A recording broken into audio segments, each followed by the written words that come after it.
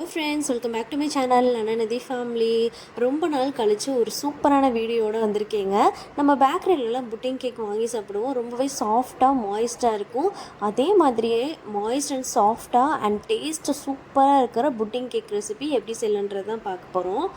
ரொம்பவே செம்ம டேஸ்ட்டாக இருந்துச்சு. இது எப்படி செய்யற வீடியோ ஸ்கிப் பண்ணாமல் ஃபுல்லாக பாருங்கள். இப்போ வாங்க வீடியோக்குள்ளே போகலாம்.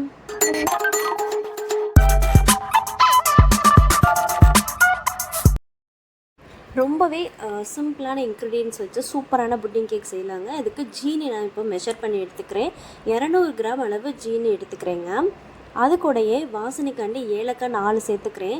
ஏலக்காயோட வாசம் தான் நல்லா ரிச்சாக இருக்கணும். அந்த மாதிரி சேர்த்துக்கோங்க. 4 போட்டால் கரெக்டாக இருக்கும், அல்லது 5 கூட நம்ம சேர்த்துக்கலாம். இப்போ ஒரு ப்ரெட்டு பாக்கெட் எடுத்திருக்கேன். அதில் 11 ப்ரெட் எடுத்திருக்கேங்க. இந்த மாதிரி லைட்டாக வந்து நம்ம ரோஸ்ட் பண்ணி எடுத்துக்கலாம். லைட்டாக கலர் சேஞ்ச் ஆனாலே போதும். ஆனால் வந்து இதில் மாய்ஸ்ட் அப்படியே இருக்கணும். ட்ரையாக முறுமுறுன்னு ஆயிடக்கூடாது. அதை கவனமாக வச்சுக்கோங்க. இப்போ ஒரு மிக்சிங் பவுல் எடுத்துக்கலாம். அதில் 150 கிராம் நான் பட்டர் சேர்த்துக்கிறேங்க. பட்டர் சேர்த்துட்டு, பட்டர் வந்து எப்பயும் ரூம் டெம்பரேச்சரில் தான் இருக்கணும். இந்த மாதிரி விஸ்க் வச்சு நல்லா அடிச்சுக்கோங்க. இப்போ சுகரை நான் நல்லா பவுட்ரு பண்ணிவிட்டேன். 200 கிராம் சுகரை பவுடர் பண்ணி இது கூடயே சேர்த்துக்கலாம். பட்டர் கூட சேர்த்துட்டு இந்த மாதிரி நல்லா மிக்ஸ் பண்ணிக்கோங்க. பட்டரும் சுகர் பவுடரும் நல்லா மிக்ஸ் ஆகணும். இந்த மாதிரி மிக்ஸ் பண்ணிக்கோங்க.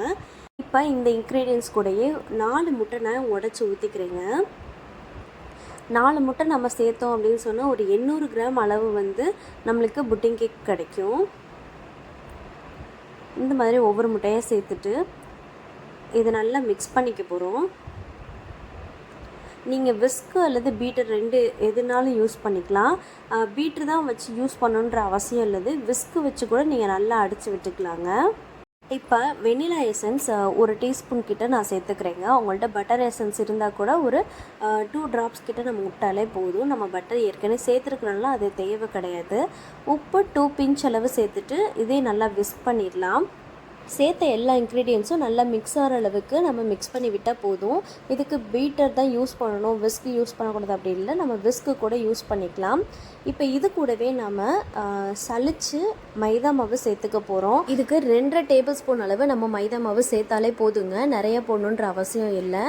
1/4 டீஸ்பூன் அளவு பேக்கிங் சோடா சேர்த்துக்கலாம். அப்புறம் 1/2 டீஸ்பூன் அளவு பேக்கிங் பவுடர் 2ஐயும் சேர்த்துட்டு நல்லா சலிச்சுக்கலாம். சலிச்சுட்டு அந்த பேட்டரோடைய மைதா மாவு அப்புறம் பேக்கிங் சோடா பேக்கிங் பவுடர் நல்லா மிக்ஸ் ஆகிற அளவுக்கு நம்ம மிக்ஸ் பண்ணிக்கலாம். நல்லா ஜென்டிலாக மிக்ஸ் பண்ணாலே போதுங்க. நல்லாவே மிக்ஸ் ஆகி கிடைக்கும்.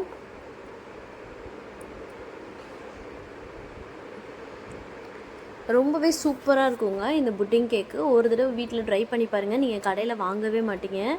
வீட்டிலே செஞ்சு சாப்பிட்றலாம். ரொம்ப ஈஸியான ப்ராசஸும் கூட. இப்போ இது கூடவே கண்டென்ஸ்டு மில்க்கு 2 டீஸ்பூன் அளவு சேர்த்துக்கிறேங்க. கண்டென்ஸ் மில்க் போடுறது நல்ல ரிச்சான ஃப்ளேவரில் இருக்கிற மாதிரி இருக்கும் நம்மளுக்கு டேஸ்ட்டே. கண்டென்ஸ் மில்க் நல்லா மிக்ஸ் ஆகிற அளவுக்கு மிக்ஸ் பண்ணி விட்டுக்கலாம்.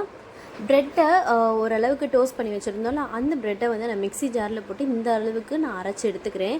ரொம்பவும் தண்ணி மாதிரி அரைக்கக்கூடாதுங்க. ஒரு மாதிரி திரியாக இருக்கணும். அந்த அளவுக்கு நம்ம அரைச்சி ப்ரெட் எடுத்து வச்சுக்கணும். அதை இது கூடயே சேர்த்துட்டு நல்லா மிக்ஸ் பண்ணிக்கலாம். இந்த பேட்டர் வந்து லிக்யூடாக இருக்காது, நல்லா திக்காக இருக்கிற மாதிரி தான் இருக்கும்.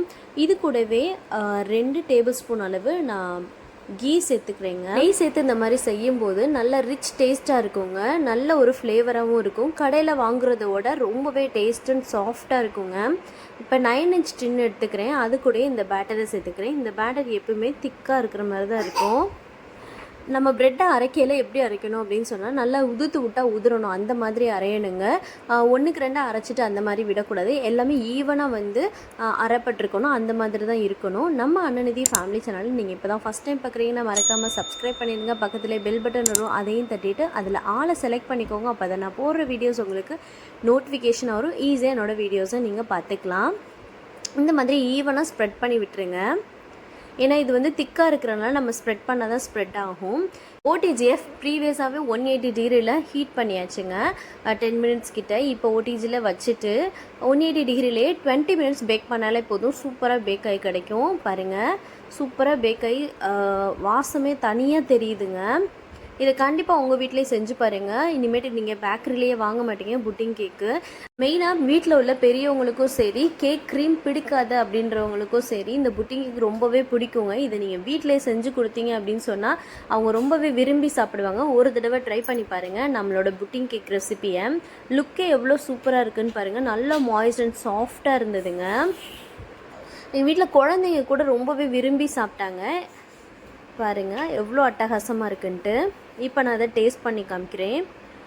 ஸ்ட்ரக்சரே லுக் வைஸ் செம்மையாக இருந்துச்சுங்க. பாருங்கள் அவ்வளோ சூப்பராக இருக்குது பாருங்கள்.